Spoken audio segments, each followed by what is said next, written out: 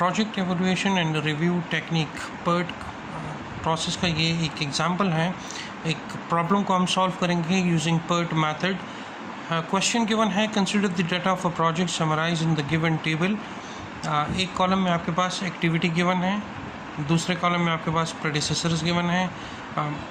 ओ से मुराद optimistic time, pessimistic time, mean time and pessimistic time. 3 तरह के ड्यूरेशन आपको गिवन होते हैं इन द PERT प्रॉब्लम में। देखें, वही जिस तरह हमने CPM मेथड देखा था, एग्जैक्टली वही प्रोसेस ये भी है। एक्टिविटी A का कोई प्रेडिसेसर नहीं है, दैट एक्टिविटी B का भी कोई प्रेडिसेसर नहीं है और C का भी कोई प्रेडिसेसर नहीं है। दैट मीन्स आप एक्टिविटी A, B और C एट द बिगिनिंग आप स्टार्ट कर सकते हैं। ऑप्टिमिस्टिक टाइम है, मीन टाइम है एंड पेसिमिस्टिक टाइम है। ये डाटा आपको गिवन है। आपसे पूछा क्या गया है? आपसे पूछा गया है कंस्ट्रक्ट द प्रोजेक्ट नेटवर्क। आपने इस टेबल को देखते हुए प्रोजेक्ट नेटवर्क बनाना है। दूसरा, find the expected duration and variance of each activity. और तीसरा, आइडेंटिफाई द क्रिटिकल पाथ। तो सबसे पहले इस टेबल को देखते हुए आपने प्रोजेक्ट का जो नेटवर्क मॉडल है वो बनाना है।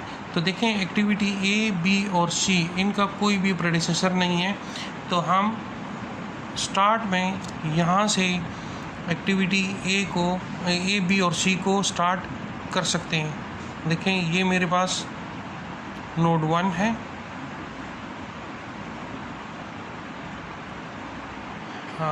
इस नोड 1 में यहाँ से मैं स्टार्ट कर सकता हूँ एक्टिविटी A।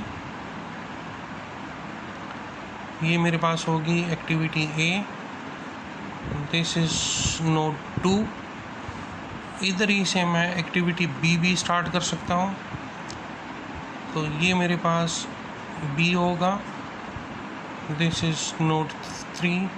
और यहीं से मैं एक्टिविटी C भी स्टार्ट कर सकता हूँ। क्योंकि इन तीनों का कोई भी प्रेडिसेसर नहीं है तो मैं ये तीनों यहाँ से स्टार्ट कर सकता हूँ।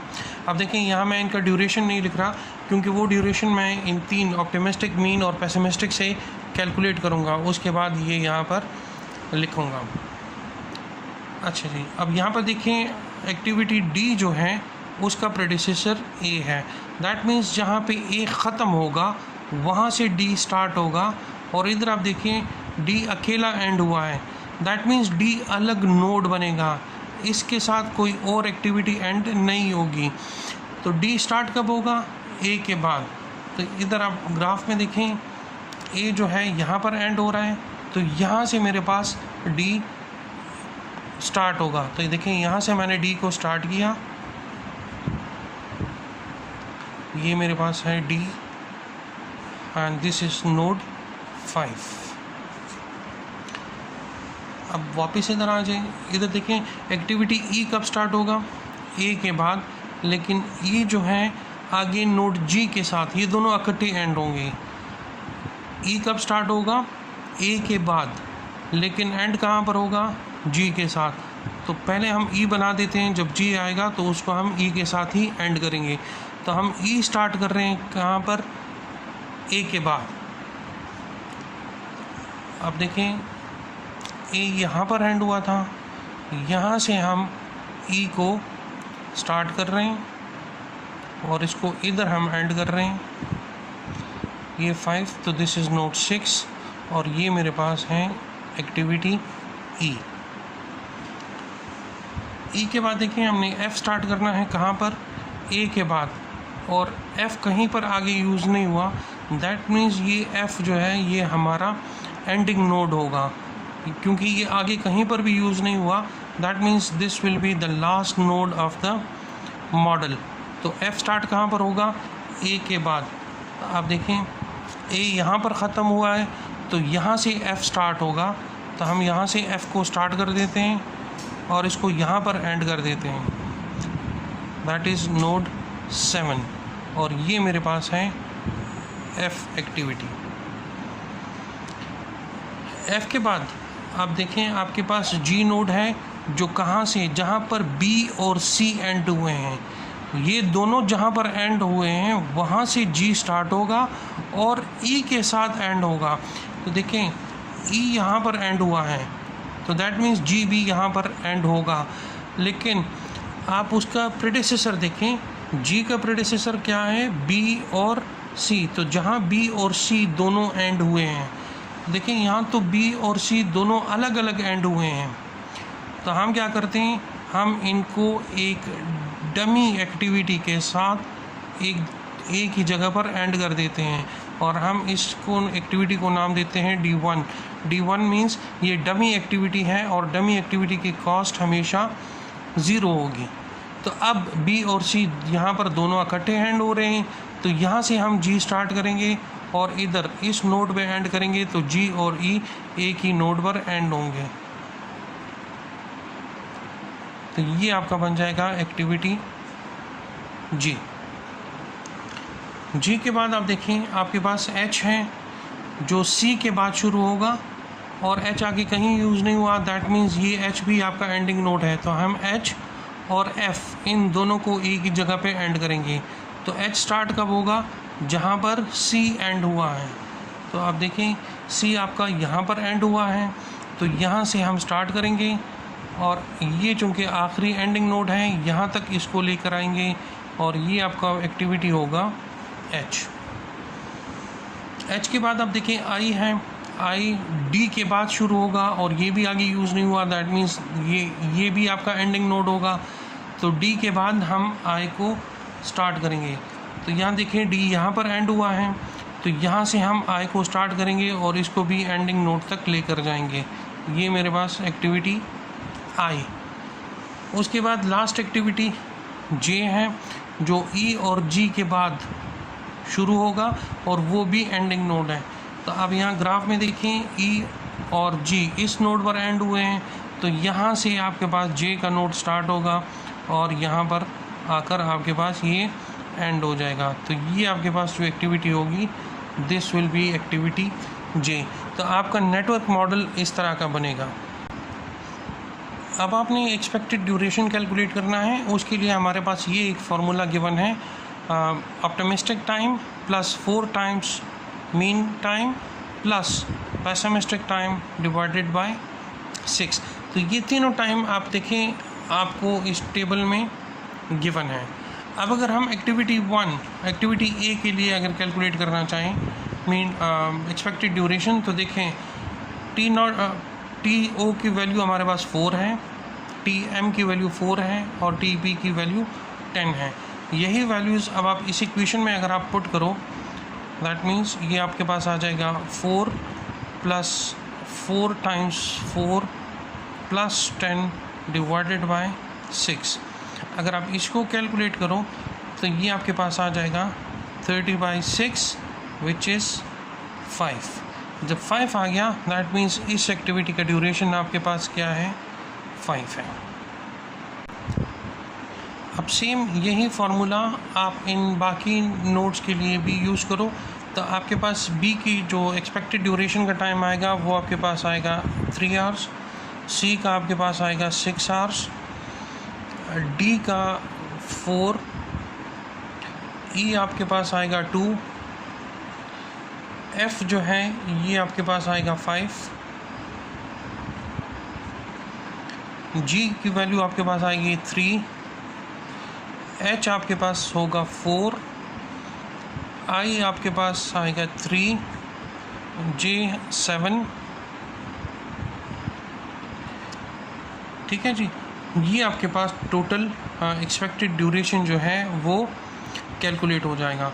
इसके बाद आपने क्या करना है, आपने वेरिएंस कैलकुलेट करना है। तो वेरिएंस का अपना एक फार्मूला है, उस फार्मूले को आप यूज़ करोगे। देखें अगर आप वेरिएंस कैलकुलेट करते हैं तो वेरिएंस आपके पास बराबर है pessimistic time minus optimistic time divided by 6 और ये होल स्क्वायर, ये आपके पास इसके बराबर है। तो आप देखें जो आप टेबल में आपके पास ऑप्टिमिस्टिक टाइम और pessimistic time mean time given है, अगर हम इस ए का वेरिएंस कैलकुलेट करना चाहेंगे तो हम यहाँ पर T P minus T zero divided by 6 whole square. तो आप देखें इस टेबल में आपके पास एक्टिविटी ए के लिए TO आपके पास 4 है और TP आपके पास 10 है। तो इसी फार्मूले में आप ये वैल्यू पुट कर दो, तो ये आपके पास बन जाएगा 10 - 4 डिवाइडेड बाय 6 होल स्क्वायर। तो इससे आपके पास आ जाएगा 1। तो दैट मीन्स कि एक्टिविटी A का वेरिएंस आपके पास क्या आएगा, 1 आएगा। तो इसको देखते हुए इसी फार्मूले को यूज़ करते हुए आपने बाकी इन एक्टिविटी B, C से लेके J तक जितनी भी एक्टिविटी है उनका आप वेरिएंस कैलकुलेट करोगे यूजिंग दिस फार्मूला। उसके बाद जो थर्ड स्टेप था क्वेश्चन का, आइडेंटिफाई द क्रिटिकल पाथ। अब आपने जो नेटवर्क मॉडल बनाया है, इस नेटवर्क मॉडल का अब आप क्रिटिकल पाथ कैलकुलेट करोगे, लेकिन उसके लिए ज़रूरी है कि आपके पास अर्ली स्टार्ट टाइम और एंडिंग टाइम ये दोनों आपके पास मौजूद हो। तो हम जिस तरह हमने CPM में कैलकुलेट किया था एग्जैक्टली उसी तरह अब यहाँ पर भी हमें अर्ली स्टार्ट टाइम और लेटेस्ट कंप्लीशन टाइम ये दोनों कैलकुलेट करने पड़ेंगे इन तमाम नोड्स के लिए। तो इसमें 2 ब्लॉक्स हैं। जो लोअर ब्लॉक हैं ये अर्ली स्टार्ट टाइम है, लेटेस्ट कंप्लीशन टाइम है, and this is the early start time. तो नोड 2 इसी तरह आपने नोड 3 के लिए भी बनाना है, इसी तरह आपने नोड 4 के लिए भी बनाना है, नोड 5 के लिए भी बनेगा, नोड 6 के लिए भी आपको बनाना पड़ेगा, और नोड 7 के लिए भी अर्ली स्टार्ट टाइम और लेटेस्ट कंप्लीशन टाइम। तो हमने बात की थी कि जो फॉरवर्ड पास होगा इसमें स्टार्ट टाइम हमारे पास हमेशा क्या होता है, 0। उसके बाद इस नोड का नंबर है तो 0 + 5 = 5, 0 + 3। अच्छा देखिए, इस नोड तक अब हम 2 रास्तों से पहुंच सकते हैं। एक तो 1 से 3 तक डायरेक्टली है जिसकी कॉस्ट कितनी है, 3, और दूसरा 1 से 4 और 4 से 3 तक, तो इसकी कॉस्ट कितनी है, 6।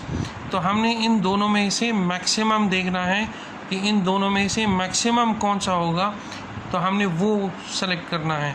तो ज़ाहिर बात है मैक्सिमम ये बनता है, तो हम यहाँ पर लिख देते हैं 6। इसी तरह 1 से 4 तक का जो कॉस्ट है वो कितना है, वो 6 है, तो यहाँ पर भी हम लिख देते हैं 6।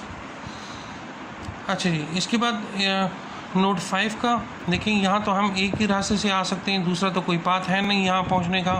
तो दैट मीन्स कि 5 + 4 तो ये आ जाएगा 9।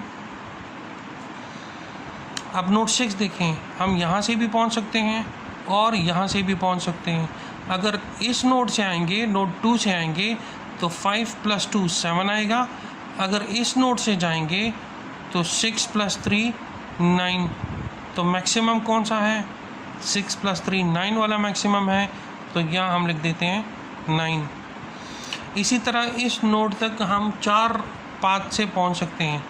नोड नंबर 5 से भी आएंगे, जब 5 से आएंगे तो कॉस्ट क्या होगी, 9 + 3 दैट इज़ 12। अगर नोड 6 से आएंगे 7 तक तो 9 + 7 दैट इज़ 16।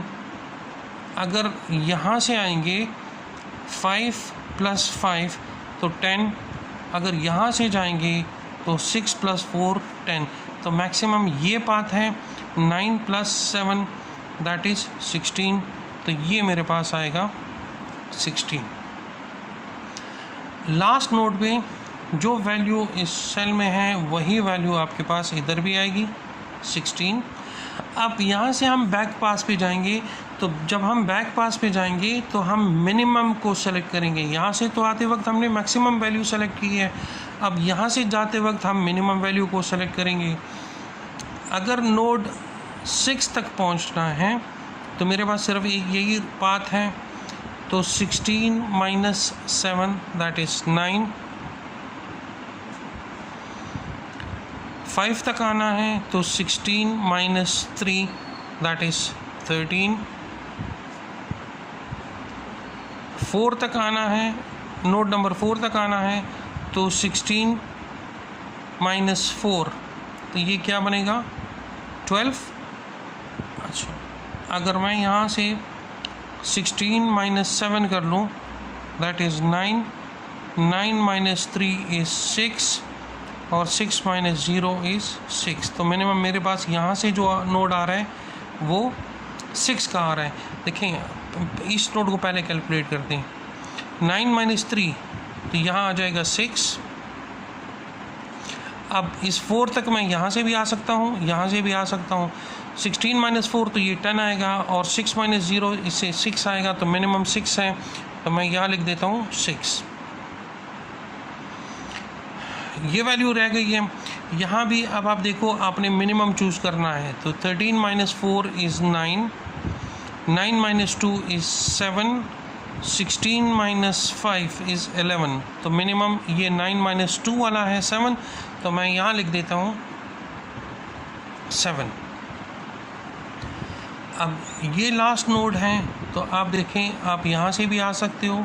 6 माइनस 3 उससे 3 आएगा, 7 माइनस 5 उससे 2 आएगा, और 6 माइनस 6 0, तो मिनिमम वैल्यू इस पाथ से आ रही है 6 माइनस 6 0, तो मैं इसको यहाँ लिख देता हूँ 0।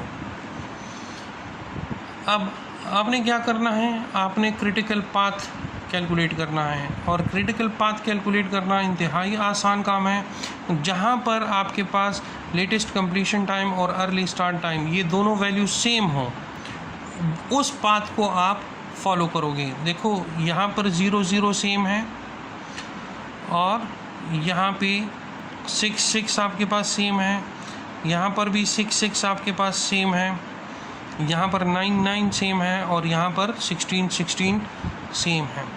तो क्रिटिकल पाथ जो है वो हमेशा लॉन्गेस्ट पाथ होता है इन द नेटवर्क। तो मेरे पास क्रिटिकल पाथ जो बनेगा वो ए से इस तरह स्टार्ट होगा, इधर सी तक आएगा, नोड नंबर 4 तक आएगा, नोड नंबर 4 से ये डमी एक्टिविटी उसमें ऐड होगी। उसके बाद चूँकि ये 6 6 है और ये भी सेम वैल्यू है, तो ये एक्टिविटी भी मेरी क्रिटिकल एक्टिविटी में शामिल होगी। उसके बाद ये दोनों सेम है, तो ये जो एक्टिविटी है ये भी मेरी क्रिटिकल एक्टिविटी में शामिल होगी। तो अब देखिए मेरी क्रिटिकल एक्टिविटीज़ कौन कौन से बनेगी। एक क्रिटिकल एक्टिविटी मेरी क्या बनेगी, एक्टिविटी नंबर सी। तो मेरी जो क्रिटिकल एक्टिविटीज़ बन रही हैं उसमें क्रिटिकल एक्टिविटी में पहला है सी, उसके बाद ये डमी है D1, उसके बाद ये एक्टिविटी जी, और उसके बाद ये वाली activity which is activity number J. तो ये आपका क्रिटिकल पाथ होगा for this given network model. तो हमने इन तीनों क्वेश्चंस को आंसर कर दिया, हमने प्रोजेक्ट नेटवर्क भी बना दिया, हमने एक्सपेक्टेड ड्यूरेशन भी कैलकुलेट कर दी, हमने इस फॉर्मूले को यूज़ करते हुए वेरिएंस भी कैलकुलेट कर दिया, और हमने क्रिटिकल पाथ भी आइडेंटिफाई कर दिया। आई होप इस प्रॉब्लम से आपको PERT मेथड की थोड़ी बहुत नॉलेज समझ आ गई होगी, और आप फर्दर जितने भी प्रॉब्लम्स होंगे PERT मेथड पे वो आप सॉल्व कर सकेंगे। Thank you.